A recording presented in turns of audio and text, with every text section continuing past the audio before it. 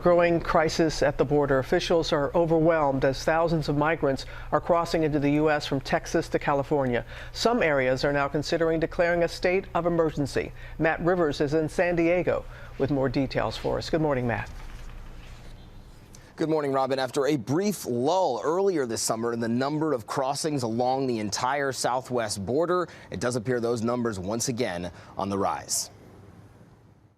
This morning, migrant crossings all along the southwest border on the rise. In El Paso, Texas, the region has seen a 7-day spike in encounters, averaging more than 1,200 per day. Title 42, the health policy that allowed officials to quickly expel most migrants at the border, was repealed back in May. Since then, city officials say the lowest number of daily encounters was around 300, but last week it spiked to roughly 1,700.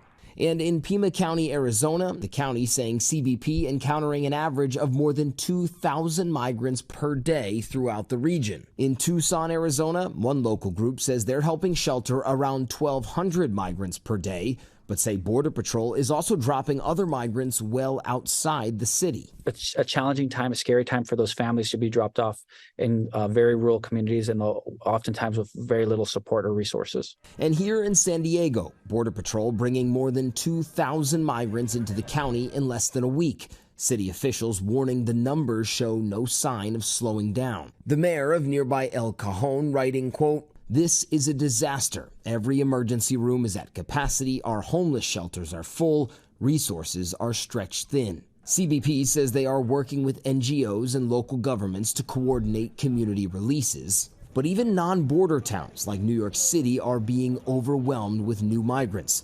More than 113,000 asylum seekers have arrived in the last year. And overnight in Staten Island, protesters blocked a bus carrying migrants headed to a former school to be used as a shelter. And we're just back from a reporting trip where we went down to the Colombia-Panama border. We saw a record number of migrants crossing from South America up to Central America, the vast majority of whom want to come here, George. That means these kinds of numbers that we're seeing all along the border very much likely to continue. George? Okay, Matt, thanks very much. Hi, everyone. George Stephanopoulos here. Thanks for checking out the ABC News YouTube channel. If you'd like to get more videos, show highlights, and watch live event coverage, click on the right over here to subscribe to our channel. And don't forget to download the ABC News app for breaking news alerts. Thanks for watching.